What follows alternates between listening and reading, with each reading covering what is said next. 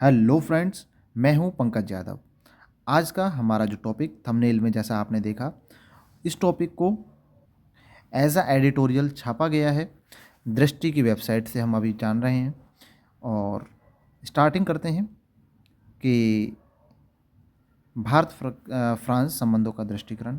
जी हाँ साथियों, यह एडिटोरियल है जो वह 14 फरवरी 2025 को द हिंदू में प्रकाशित किया गया था, जिसमें टॉपिक का नाम रखा था shared understanding on India France tights पर आधारित है। इस लेख में भारत और फ्रांस के बीच में मजबूती है, साझेदारी है, इनका उल्लेख किया जा रहा है। साथ ही बात की जा रही है रक्षा समझौते के बारे में, परमाणु ऊर्जा के बारे में और एआई के बारे में।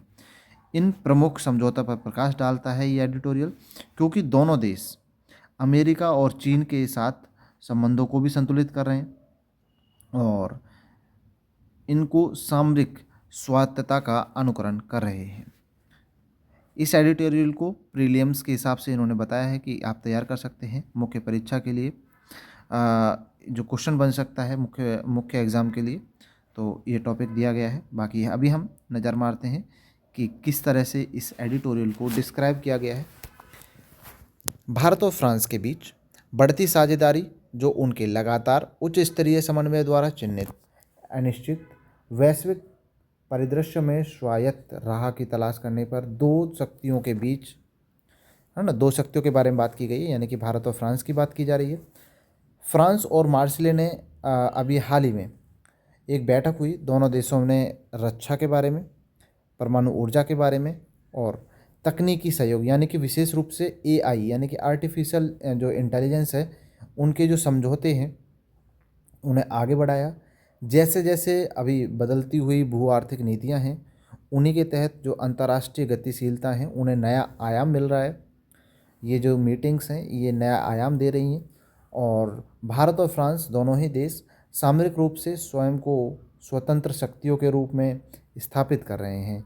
जैसे कि अभी अमेरिका और चीन दोनों के साथ भी भारत और फ्रांस के काफ़ी रचनात्मक जुड़ाव बने हुए हैं। नेक्स्ट टॉपिक में दिया गया है कि भारत और फ्रांस के बीच सहयोग के कौन कौन से प्रमुख क्षेत्र हैं। तो सबसे पहला जो क्षेत्र दिया गया है, सबसे पहले क्षेत्र के बारे में जानते हैं। यह है असैन्य परमाणु सहयोग, यानी कि परमाणु सहयोग तो है लेकिन ये असैन्य है, यानी कि हमें किसी इससे नुकसान नहीं पहुंचाना है जनमानस को या फिर किसी भी माल को। तो इस टॉपिक को एक बार डिस्क्राइब में देखते हैं। असैन्य परमाणु समझौता भारत और फ्रांस ऊर्जा सुरक्षा को बढ़ाने और जलवायु जो लक्ष्य हैं उन्हें प्राप्त करने के लिए परमाणु ऊर्जा सहयोग को मजबूत कर रहे हैं। अब इसका जो मुख्य उद्देश्य है, इनका कहना है कि हम अब से पहले काम कर रहे थे 9,900 मेगावाट जैतापुर परियोजना पर, लेकिन अभी जो मीटिंग हुई है उस मीटिंग में कहा गया है कि इसके साथ साथ हम जो छोटे मॉड्यूल वाले हैं, स्मॉल मॉड्यूल रिएक्टर्स हैं, उन पर भी ध्यान केंद्रित करेंगे और जो उनमें लागत प्रभावशाली यानी कि तीव्रता स्थापित करेंगे। यानी कि अब इनका कहना है कि हम बड़े परमाणु संयंत्रों के साथ साथ छोटे परमाणु जो स्कीम्स हैं उन्हें लागू करेंगे, जिससे कि दोनों देशों को फ़ायदा हो। जिससे कि परमाणु प्रौद्योगिकी में जो फ्रांस है उसकी विशेषता लगभग 2047 तक 100 गीगावाट परमाणु ऊर्जा उत्पन्न करने की भारत में जो योजना थी उसे साझेदारी को बढ़ावा देती है ये। साथ ही अभी हाल ही में जो 2024-25 का बजट घोषित किया गया, उस बजट में भी 20,000 करोड़ रुपए का परमाणु ऊर्जा जो समझौता है, परमाणु ऊर्जा मिशन यानी कि एसएमआर में अनुसंधान का समर्थन किया है। इसी के साथ बात करते हैं हम दूसरे टॉपिक के बारे में कि दूसरा मुख्य बात क्या है इस मीटिंग्स की, भारत और फ्रांस के मीटिंग्स की। इसमें दूसरे पॉइंट पर रखा गया है रक्षा और सामरिक साझेदारी। तो अभी जो मीटिंग हुई है उसमें परमाणु और जो सभी हैं जैसा कि हमने जान लिया है, इसके अलावा संयुक्त सैन्य परियोजनाएं हैं जो प्रौद्योगिकी यानी कि टेक्नोलॉजी अंतरिम वाली और इसके साथ ही समुद्री सहयोग के माध्यम से भारत और फ्रांस दोनों आपस में रक्षा संबंध भी मजबूत कर रहे हैं। फ्रांस, जैसा कि हम सभी जानते हैं, फ्रांस एक प्रमुख हथियार आपूर्ति है करता है भारत की, जिसमें राफेल भी देखा हमने, स्कॉर्पियन पनडुब्बी भी देखी। और हिंद महासागर में जो भारत का हिंद प्रशांत क्षेत्र है, उसमें जो नौसैनिक सहयोग है, उनके माध्यम से ही भारत ने जो सैन्य जो भारत की सैन्य है उसका आधुनिकीकरण किया है। जो भारत अपने सैन्य का आधुनिकीकरण कर रहा है, फ्रांस ने उसका समर्थन किया है। नेक्स्ट है, फ्रांस और संयुक्त राज्य अमेरिका भारत के प्रमुख आपूर्तिकर्ता के रूप में उभर रहे हैं। जैसा कि हम सभी जानते हैं कि भारत है जो वह फ्रांस और अमेरिका से काफ़ी जो सुरक्षा संबंधी शस्त्र हैं या फिर जो भी आधुनिक शस्त्र हैं उन सभी की आपूर्ति कर रहा है। और उनकी जो संयुक्त साझेदारी है भारत में सुरक्षा सहयोग को लेकर के, वह 46% आयात पर निर्भर करती है।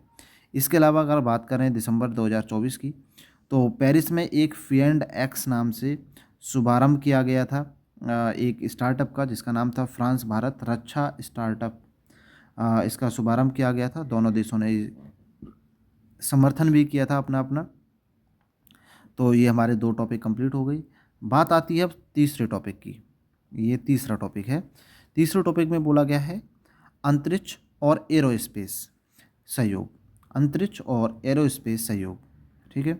तो अंतरिक्ष और एरोस्पेस सहयोग में भारत है जो वह फ्रांस की जो अंतरिक्ष महत्वाकांक्षाएं हैं उनमें विशेष रूप से उपग्रह प्रौद्योगिकी, भारत की जो उपग्रह यानी कि सैटेलाइट्स टेक्नोलॉजी हैं और उन्हें लॉन्चिंग यानी कि प्रक्षेपण वाहन है, और जलवायु निगरानी में एक दीर्घकालिक साझेदारी कर रहा है। इसके अलावा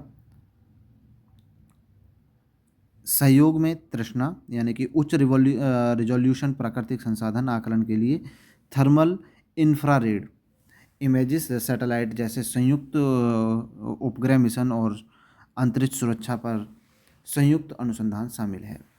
ये सब काम भी मिलकर कर रहे हैं दोनों। भारत के अंतरिक्ष स्टार्टअप भी जैसे कि एआई पर आधारित है, जो उन सभी उपग्रह अनुप्रयोगों में फ्रांस की विशेषता से भारत को काफ़ी लाभान्वित रहा है। बात करते हैं वर्ष 2021 की। वर्ष 2021 में भारतीय अंतरिक्ष अनुसंधान यानी कि इसरो और फ्रांसीसी अंतरिक्ष एजेंसी यानी कि CNES ने बेंगलोर में एक मानव अंतरिक्ष उड़ान केंद्र में एक नए अंतरिक्ष सहयोग समझौते पर हस्ताक्षर भी किए थे। तो यहाँ तक ये क्लियर हो गया। बात करते हैं यहाँ AI के बारे में। अब इसके अलावा हम बात करते हैं AI के बारे में। इसमें कहा गया है कि जो AI है यानी कि कृत्रिम बुद्धिमत्ता है और प्रौद्योगिकी नवाचार है यानी कि टेक्नोलॉजी का जो नवाचार है, भारत और फ्रांस नैतिक AI विकास पर ध्यान केंद्रित करते हुए आर्थिक और रणनीतिक विकास के लिए AI का लाभ उठा रहे हैं दोनों ही देश।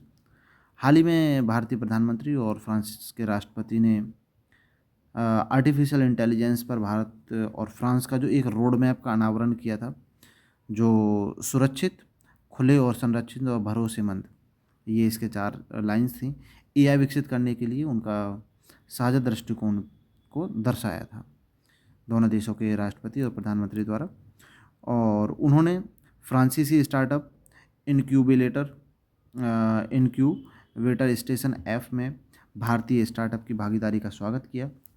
फ्रांस ने भारत की वास्तविक काल भुगतान प्रणाली यानी कि यूनिफाइड पेटेंट इंटरफेस UPI के उपयोग के लिए विस्तारित अवसरों को स्वीकार किया। यानी कि भारत का जो UPI है यानी कि ये भी एक AI यानी कि टेक्नोलॉजी, सॉफ्टवेयर टेक्नोलॉजी से संबंधित है, और फ्रांस ने इसमें इसके जो अब उपयोग हैं उसके विस्तार अवसरों को स्वीकार किया है। इसी के साथ चलते हैं हिंद प्रशांत सुरक्षा और समुद्री सहयोग। तो यहाँ पर जैसा लिखा हुआ है, हिंद प्रशांत सुरक्षा और सहयोगी समुद्री सहयोग फ्रांस और हिंद प्रशांत क्षेत्र में अपने क्षेत्रों में भारत के जो स्वतंत्र और खुले नियम हैं उन पर आधारित समुद्री व्यवस्था को दृष्टिकोण को संरेखित करती है। इसमें दोनों देश संयुक्त नौसेना अभ्यास भी करते हैं जिसका नाम है वरुण, और तीसरे देशों में जलवायु अनुकूलन यानी कि अपने देश का प्रदूषण या अपने देश की कोई भी ऐसी एक्टिविटी ना हो जिससे कि तीसरे देश को नुकसान हो, अनुकूलन और कनेक्टिविटी के लिए संयुक्त परियोजनाएं विकसित कर रहे हैं, यानी कि ऐसी ही परियोजनाएं जो केवल अपने देश तक ही नहीं, आसपास के देश को भी सुविधाजनक बनाएं। ऐसे योजनाएं दोनों देशों में सहयोग कर रहे हैं। भारत प्रशांत हिंद प्रशांत त्रिकोणीय सहयोग का जो उद्देश्य है वह संधारणीय परियोजनाओं को वित्त पोषित करना है, यानी कि जो हिंद महासागर है और प्रशांत महासागर है उनकी जो त्रिकोणीय सहयोग है उन्हें बढ़ावा दिया जा रहा है। इसी के साथ बात करते हैं आगे। आगे है आर्थिक और व्यापारिक संबंध, भारत और फ्रांस के आर्थिक और व्यापारिक संबंध के बारे में। फ्रांस भारत के सबसे बड़े यूरोपियन निवेशकों में से एक है और जो विनिर्माण और स्वच्छ ऊर्जा और वित्तीय सेवाओं पर ध्यान केंद्रित कर रहा है। भारत फ्रांस का जो व्यापार है वह बढ़ रहा है, विशेष रूप से उच्च तकनीकी वाले क्षेत्रों में और इलेक्ट्रिक मोबिलिटी है इन क्षेत्रों में। भारत मध्य पूर्व यूरोपीय जो आर्थिक गलियारा है उनके लिए फ्रांस ने मार्सेले को केंद्र के रूप में प्रस्तावित किया था, जिसमें संपर्क और व्यापार को बढ़ावा दिया है। भारत और फ्रांस के बीच जो व्यापारिक संबंध हैं उनमें लगातार वृद्धि हो रही है और बात की जाएगा 2023-24 की, इनमें द्विपक्षीय जो व्यापार रहा वह 13.38 बिलियन अमेरिकी डॉलर तक पहुंच जाएगा, ऐसा कहा कि पहुंच गया है।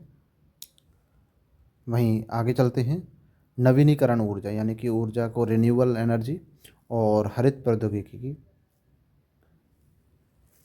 दोनों देशों में जो जलवायु कार्रवाई है यानी कि अक्षय ऊर्जा है जो, और डिकार्बोनाइजेशन पर मिलकर दोनों काम कर रहे हैं।